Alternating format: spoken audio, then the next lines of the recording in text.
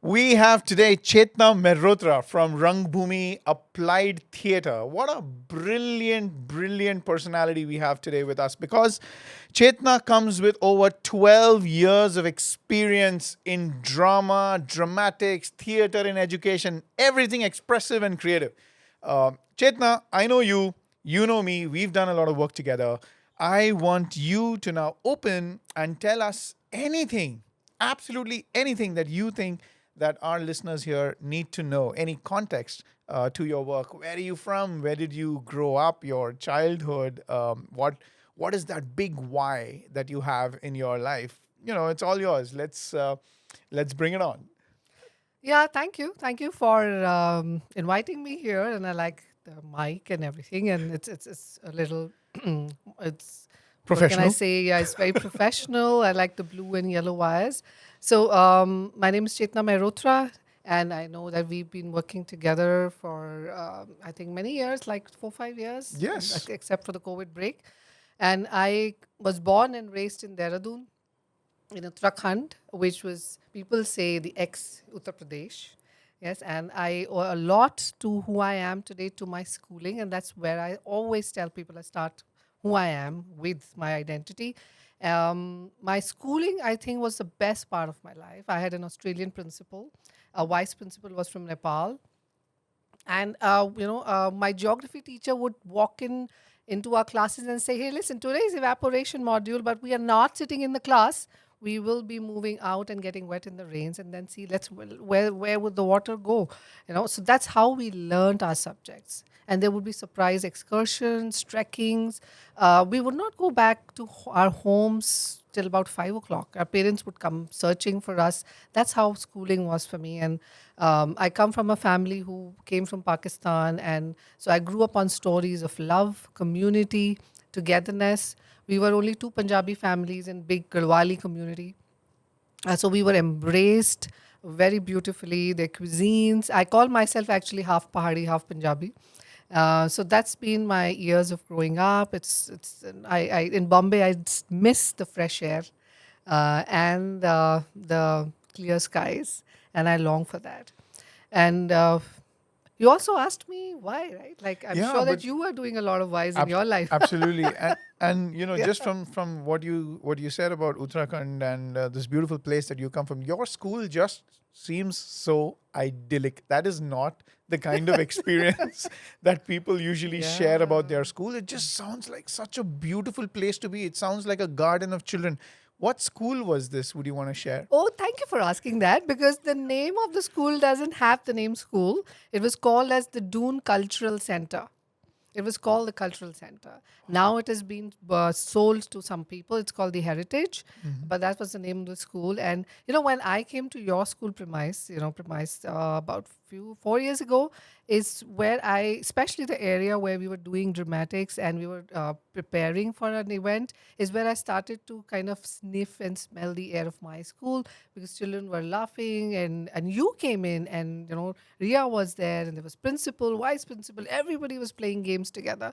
So that was like a school that we belonged to. That is what we carry in our bodies still. That's Yeah. amazing, right? Because so much of our formative years happen in school. Hmm. So much of the model of the world that we come out with comes from Hmm. school. So Hmm. much of our worldview is shaped. So much of what we Hmm. think is possible, what we Yeah. think is right, our morality, our standards, our value systems, all that is shaped in school. Hmm. And just for me to hear, and I'm sure all the listeners who are listening in, for us to just hear that in terms of that's the kind of schooling that you had, it's just beautiful, absolutely beautiful. Tell me a It little bit was, more about. yeah. Did you have to do you have those crazy stories about walking to school and stuff? Oh yes, we had Dehradun, where we were raised, and we didn't have a lot of public transport then. So a lot of times when it used to rain, it used to rain very, very, very heavily. We used to walk to schools, getting wet in the rain. My school was about, we changed three houses, so sometimes we had like a 12-kilometer one way, or the last house we were in, it was about 20 kilometers one way. I used to either cycle or walk down, and a group of friends used to walk down. It was like everyday walk. So that was fun. And then we used to have one compulsory trek to Missouri, or we used to be taken to the Garhwal mountain ranges. At once a year, it was a tough mountain range climb. And those were lessons in history. So we were like camped in one place. Our history used to teach us history that way. Even geography, how igneous rocks are formed, sedimentary rocks are formed. Julius Caesar among, right in the mountains in the valleys, we are taught Julius Caesar. So that was, you're right. I mean, I'm actually going back, to my memory lane. It's That's been amazing. When you very, just very beautiful. close your eyes and when you just think about the hills and the experience and the childhood that you had, I think you probably feel really good. You feel warm, you feel cared for, and you feel Yeah. connected. You feel connected to a sense of deeper purpose. So how did this school build this purpose in you? What's your purpose now? What's your why? And when you go to schools today, what do you feel? Especially when you come from schooling that was so pure. Yeah. Okay. So when I came to Bombay, I was working in a corporate for 12 years in Delhi. And when I came to Bombay, my last assignment was with Kotak Securities. And I was all through with training function and quality function. So I was working with people and training them on voice, quality, customer service, in our inner journey of a leader. So modules like that. And then circumstantially, I became a single mother about 10 years ago, and my child was about 8 then, and we both, my child and I, decided to shift to another place, another house where we are. And that's the time I had a decision to make. It was a choice whether I go back to a corporate and do like a full-time job, which was good. I owe a lot of my learning from the corporate boardrooms, or I had a choice to kind of live my dreams again, which I always wanted to be in the limelight, as today I am, and being a performer. I like to dance. So I chose to live my dreams. And that's how Rangbhumi happened. And it was a tough path, a tough journey, looking after my child, my emotional self, and telling people that this is not what I do, like in terms of not theater, like traditional theater. This is something which is a form of theater which doesn't happen on stage only. It can happen in here where we are sitting, it can happen in an office space, a classroom, a lobby area. And it was tough to get through the school principals. But then I had people like you who were very embracing. They gave me the space and opportunity. And that's how we got rolling. And here we are, 11 years. You need to tell us more. You need to tell us more about theater in education, applied theater, drama in education, because so much of theater is considered to be just stage theater or entertainment. So much of theater is considered to be maybe an alternative career. When do you feel, or would you want to share more about what does it mean to have theater in education or drama in education? What do you mean by applied theater?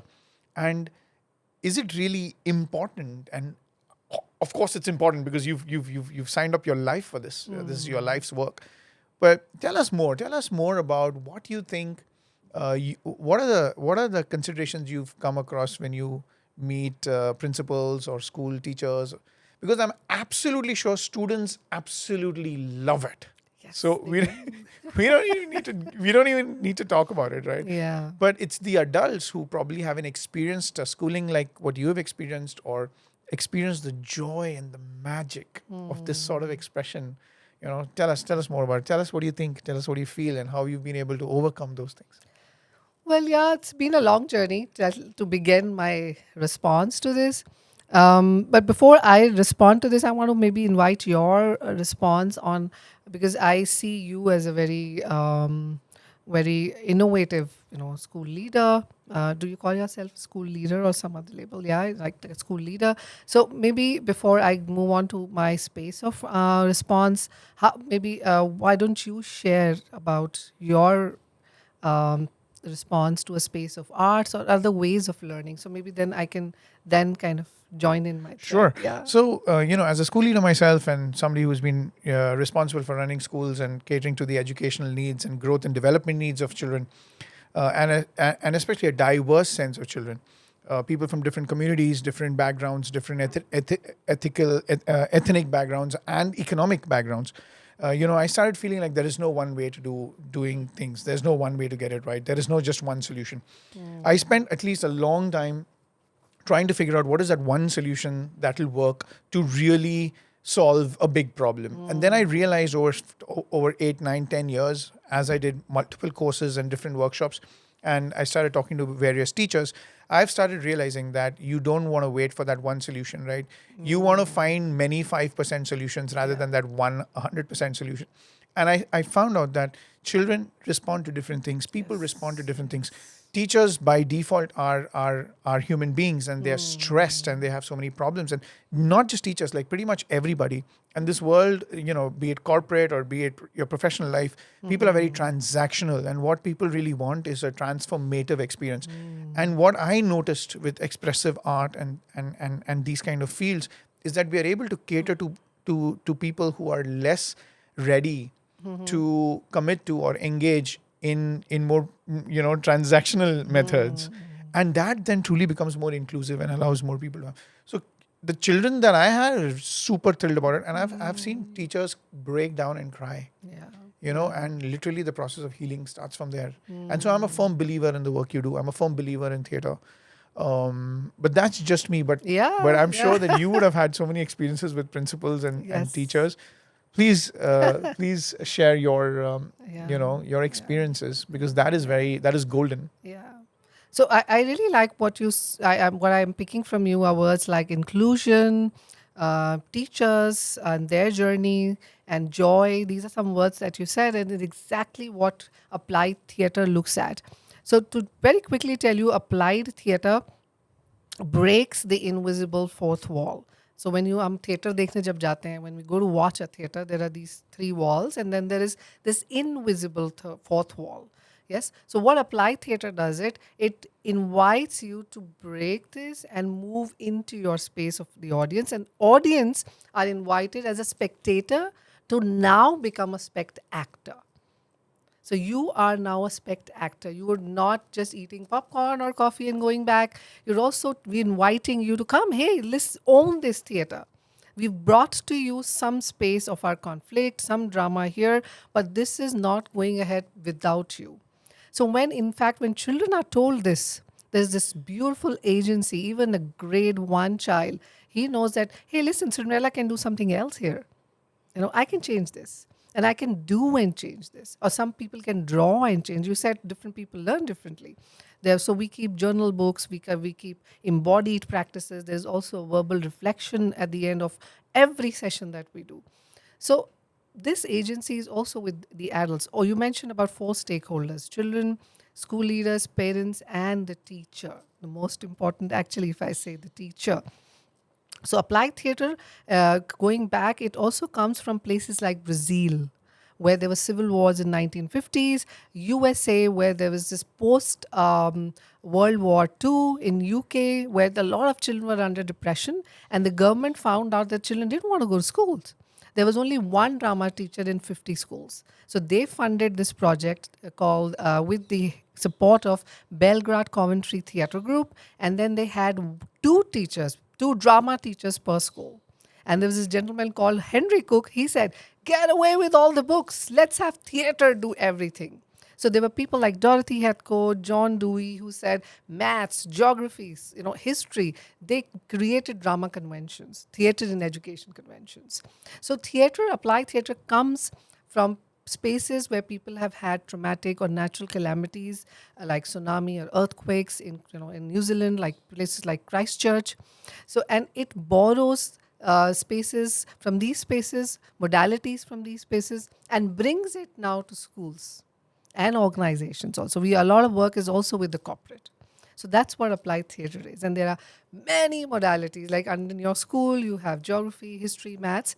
Under applied theater, we have playback theater, theater of the oppressed, theater in education, museum theater, reminiscence theater, community development theater, many, many of that.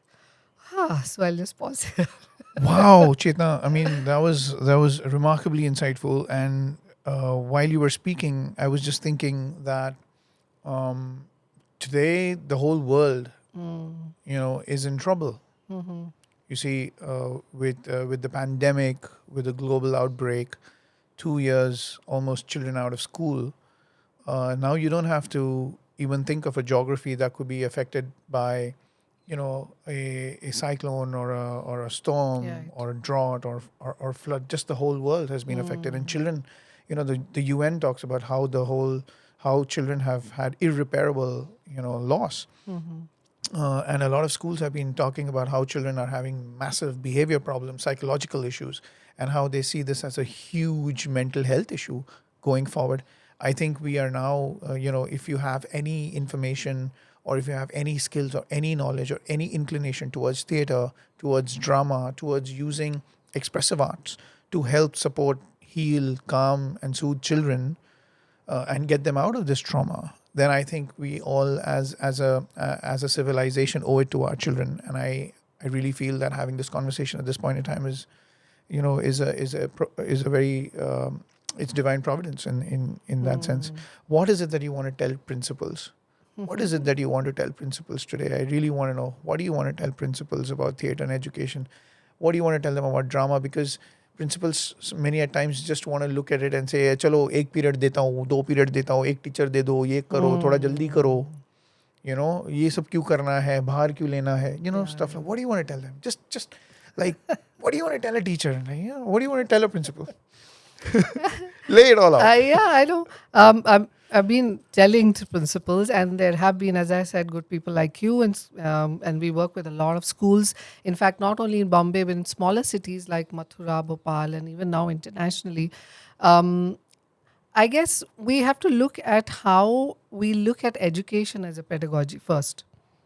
So education, and we all have gone all through all of the curriculum when we studied, B.Ed as educators or school leaders, that there are many types of learners. Harvard Gardner says, even our ancient Vedic scriptures talks about 9 types of learners. But what happens in a classroom then?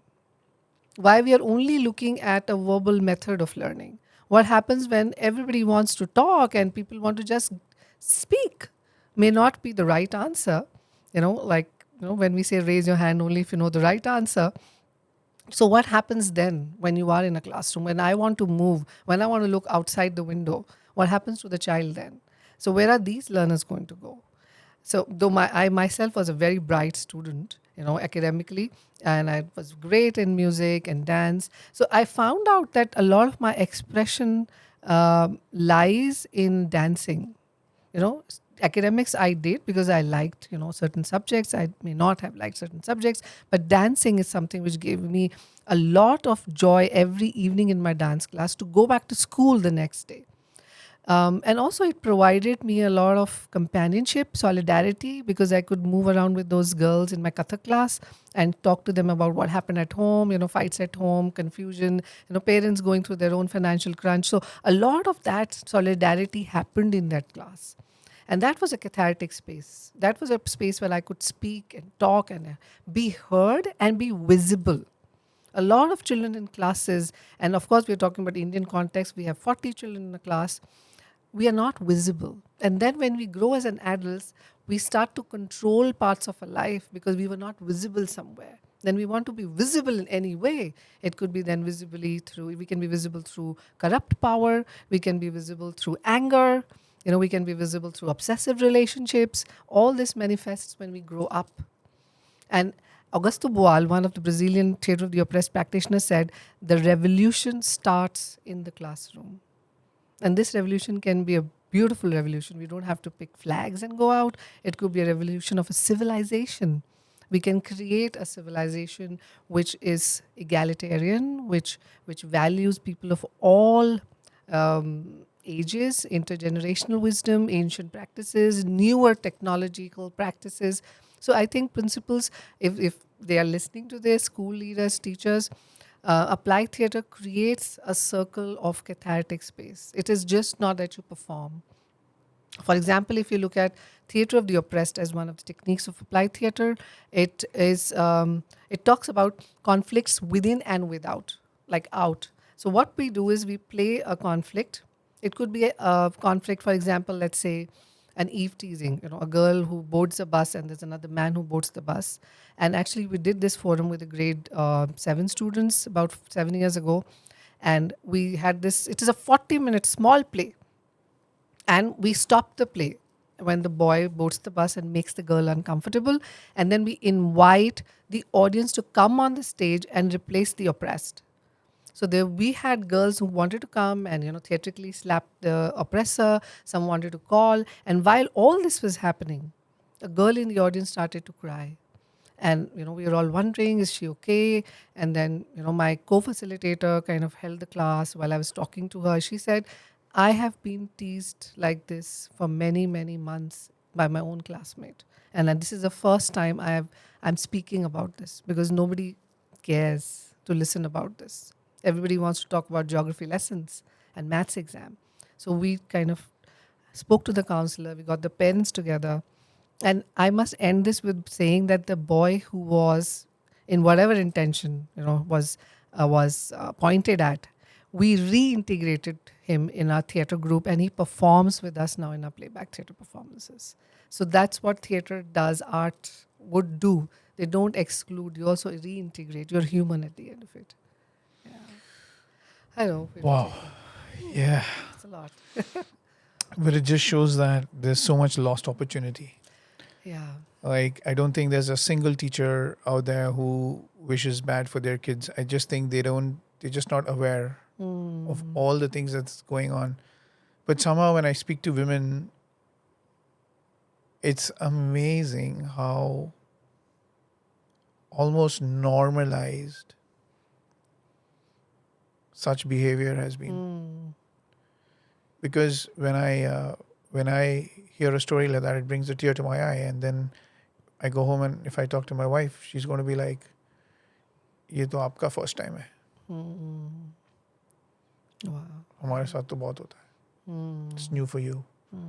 Right? And so the one thing that really touched my heart was not just taking care of the oppressed, but also taking care of somebody who, is the oppressor, and helping that person reintegrate into the society. Because after all, we're dealing with young children. Yes. We're dealing with little children who are trying to figure out their own lives, their own sense of purpose, their own sense of meaning, and sense of what's right and wrong. How can we keep this work away from children? Because we actually have to put this. Isn't there something like this in teacher training, teacher education? Have you seen teacher education colleges have courses in this? There are subjects, what you're saying. Almost feels like every teacher should know. Every teacher must know. There is a module, but unfortunately, it is just like a tick mark. And our efforts now, and thanks to NEP 2020, we've now been invited by many schools in India, and also we're doing this work with teachers outside of India. In fact, we have launched our first Indian Applied Theatre Social Arts course, where we have a lot of teachers, educators, storytellers as educators who do and learn this work with us. And with teachers, in fact, we've been invited, a few days ago, we were invited by a credit course in drama and arts and education by a college. So people are now realizing how, and it's so beautiful when you go into the school where we're in Hyderabad, where teachers are now teaching combustion through theatre, genes of biology module through theatre, solid shapes to a grade third child. The teacher walks in with a cap and says, "Hello, I am looking for a solid shape apartment. Is there a name called solid shape apartment? There is family called triangle family there? I want to meet the triangle family." And children are giggling. What happened to my teacher with a cap and a sari and a bag? So they're so engaged, and I was sitting right behind the classroom. They were all over, like running and moving and answering. I know what a triangle solid shape is. And we had a teacher who said one of the boys spoke after 3 years because he went through such a confused state during pandemic. He stopped speaking. And in that theatre class, she was teaching time, through body image theatre. He just went up and said, "I know, it's 5:55. And she had tears that day. He spoke after, the COVID pandemic. He did not speak in the class. So I think teachers, and also I think, let me also say that I also feel a lot for the space of an educator, a teacher in our schooling system in India, especially because I know, because I think, I don't know, you would tell me what's the percentage. Like, I think women are More. 95% Yeah, females. way more than men. Yeah, more than men. And when we work with them, they tell us they get up at 4 o'clock in the morning. They cook food for their family, lunch, come here through travels, and teach about 7 hours standing, 8 hours standing with their voice. And of course, there is a lot of psychic energy that gets released. Then they do other administrative work, go back, again cook, and that's the cycle. So for them, we also create spaces of their inner persona and outer persona. What are they going through? What are their challenges? So I think teachers must go through that. And I'm sure you can talk about your experience. Yes, absolutely. And while you were talking and sharing there, I the picture of this friend comes to my mind. He absolutely doesn't dance. He's a super conservative guy. He's very prim and proper, and he would look at anybody who dances, or he would look at a dance form as someone fooling around, or So he's that kind of guy. Okay, that's the way he is. And one day there was I think there was an event of sorts, and I think his daughter came up to him and asked him for a dance. And traditionally, in that kind of an event, the father usually dances, and he danced. Okay, and I go up to him and I ask him, "Hey, you danced?" He's like, "Karna padta hai." And I was like, wow, here is a guy I know absolutely hates to dance, will not dance. But he did this because he absolutely is aware of his responsibility. He knows what he has to do. He knows the work. He knows his kartavya. He knows his duty, right? And in that sense, every teacher actually knows their work. They know their duty. They know their responsibility. Some of them just don't dance, right? And what that means, what I'm trying to say is like teacher training and all this professional development in some cases have become way too cerebral. Yes, it has. And from what I'm hearing you talk is about unleashing their flow, unleashing their energy, getting them to connect with who they really are, and then bringing that into the classroom. Yes, and it's happening, in the world. It's not that we are talking about something which is very fancy, or it's like a chocolate house that we all want to get into. There are schools in England, in Holland, which only work on a concept called roll, like mantle of the expert, a theory and a practice developed by Dorothy Heathcote from the UK. And there are schools who would, like, for example, if I'm a math teacher, I train the children, or facilitate is the word that they use, on a particular module, maybe speed. And then when an English teacher moves in, she has a curriculum which is related to speed, inculcated and embedded in that module. And then the geography teacher talks about speed. So it's the entire curriculum which moves on mantle of the expert. And children are assessed in formative and summative ways, both in these art-based pedagogy. So I think we need to bring in these practices of art-based, what we call it as drama-based pedagogy, the DBP, drama-based pedagogy, in our curriculum. And it's happening. It's not that we are just trying to tell people to have it is fun in a way. There is a lot of fun.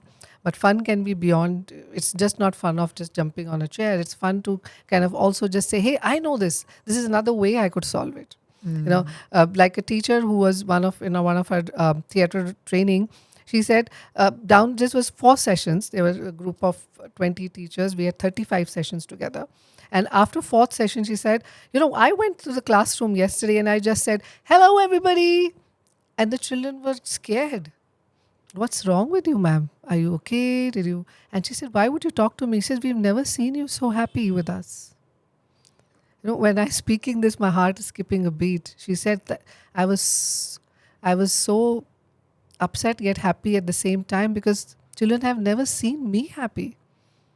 And that's a very simple transformation, but that got the children so beautifully into the space after that day, she says. Yeah. That's phenomenal. Is there any school that you'd like to talk about in terms of they've engaged you to get things done? What are some of the forward-thinking schools asking you to do with them? I know you're doing some work in Ahmedabad. Is there Yeah, anything like that? yeah. I like to take names of two schools here. One is Lokanwala Foundation School here in Mumbai, and one is, of course, in Ahmedabad International School in Ahmedabad. Lokanwala Foundation School, because we started our work, it's been our 10th year with them. And with them, we've done something which is called as the culture building of the school. So it's when we started with, of course, our basic drama for learning modules. Then we moved on to bullying. In the third year, we looked at an applied theatre festival, first time in Mumbai. 7 genres of theatre, 600 parents over 3 days, about 7 shows per day on different forms of theatre around the world. And then we gradually moved on to teachers getting enrolled into our work. Then we had a playback theater gathering, first time in the world for children. So playback theater nobody does for children. First of all, in India, we're the only one, and we were stopped from doing that. Oh, why would children tell their stories? We should not be getting into their spaces. And I said, wow, children like to tell a lot of stories. So playback theater is an improvisational form of theater where we do not have scripts. We take live stories from the audiences. Like right now, I can ask you, how was your day and how have you been feeling through morning? And then our actors will play back your story right here. So it's so beautiful when you ask children, even the smaller ones would talk about their dreams of dinosaurs, dog driving a car. And, generally they are like laughed at. Oh, it's just a dream. But here we say, okay, we honor your stories. So we did this festival, about 500 children came. We had 10 facilitators nationally, internationally who came to Bombay, 2 days, and the principal gave us the venue. No money charged. She gave us food for 2 days, tea, snacks. She herself sat and went through all these sessions, plenary sessions. So now the school is absolutely enrolled to our applied theatre work. So our principal would never tell us and say musical bana do. वो जाके आप Three Little Pigs कर दो. She says, okay, can we get some kind of social space or social arts in our annual concerts? So like this year we're working on history with grandmothers and grandfathers. How is that related? So concepts like this as a part of interdisciplinary learning. So that's Lokanwala Foundation. And the other school is Ahmedabad International School. I think that's phenomenal work that we've started to work with them. Is we are working in tandem with their academic coordinator and revamping the curriculum based on art integration studies as a pedagogy. So their entire curriculum will be linked to the unit of inquiry, will be linked to our applied theatre pedagogy. It's a long process. We've already started that. In 8 months, we'll be creating this with 6 facilitators from Rangbhumi and their academic coordinators. So That just sounds marvelous. That sounds like a program that I'd love to send my kids to.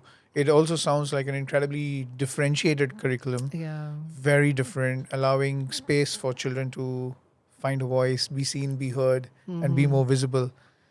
I think when I deal with children, I have my own kids, and the minute I come home, uh, I'm just trying to get my mom's attention or my wife's attention, and I'm trying to give them all kinds of stories, and I want to tell them everything that happened. And in the background, I can hear my little child screaming and yelling for my attention. Yes. And this talk really lets me refocus and understand that how important it is to be felt, to be heard, to be understood, to have a voice, to be accepted and respected, right? And I just love what you're doing in that sense. Is there any closing words you'd like to share? Anything for parents? Anything that you want parents to know? I think before that, I want to do like a small game with you. Okay. Like a theatre game. Oh, why not? Bring it on. So very simple. Okay, if people are watching or they're listening, whatever video or audio they want to share. So I have this invisible ball. Yeah. So I'm going to throw this invisible ball to you, and with a word. Okay. which is my feeling. Like I'm going to speak to the ball, and this speaking is in a way that you can hear it, and then I'll pass it back to you, and then you can pass it back to me. Okay, so we are going to do a invisible ball feeling. Okay, I can talk everything. So this is my ball. Let me get it. So I'm going to talk to the ball. So I have been feeling very exhausted through my trip, yet I'm very excited to bring all the learnings of my trip. So I'm feeling excited and sleepy both. And this invisible ball will go to you and catch it, catch it. Yes. I have been feeling a little sad because I lost my dog last week and I felt that I was responsible to keep her safe, but I failed to do that. Wow, thank you for sharing. And you can put the ball back to me. And this is a very precious ball now that you've said so many beautiful feelings and your inner feelings. I'm going to keep it very safe with me. So next time we can revisit it and see how you're feeling then. Thank you. We can just take a few seconds. I know that you went through this. Yeah, Okay. but that's the power of expression. And I didn't know, I mean, we spoke a lot before we went on to this live. And okay.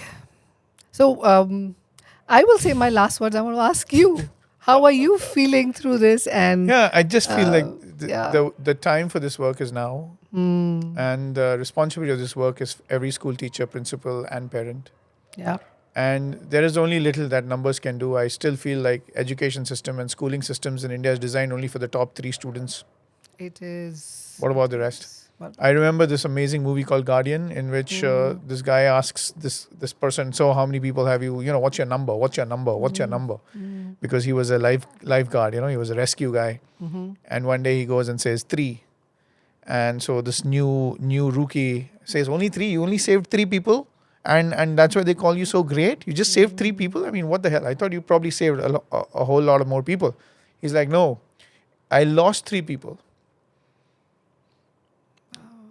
And that's the only number I keep," he said. So as teachers, as school leaders, we shouldn't be looking at the numbers of children that we enroll in our schools, but we should be looking at the number of children that, the only number that we should keep is the number of kids we lost. And that should invigorate us to a higher purpose. And that's why I think your work is just beautiful. It's blessed, it's holy, and it's authentic, and it's the need of the hour. And I will do anything in my power to have this work taken over to as many schools as possible. Yeah, Chetna. we've had a great time with your school children, and I remember with your, we everywhere, Roshan and I go, we give example and pictures, we show pictures of your school. We worked with the teachers of your school, and I know for 6 days, and we created a performance at the end, and that's a very, very great example. And yeah, thank you But for thank this. you. Yeah. Thank you, Chetna. Tell us, where can more people, find out more information about you? Are you on Instagram? Are you on... Oh yes, we are always on the Instagram. We're the Okay. Instagrammy people. Yeah. So it's Rangbhumi, what do you call it? Underscore Yes. applied and underscore theater. That's Rangbhumi Applied Theater. And on Facebook, we are by the name of Rangbhumi Applied Theater. And And you're happy to meet and talk to Yeah. anybody in education, be it parents, teacher, or call student. us. Yes, or DM us. And please tell us where you are, principals and school leaders. Please come and teach us. And children, everybody is invited to the party and table and eat with us. Thank you. Thank you, Chetna. Thank you, Ali. Thank you so much.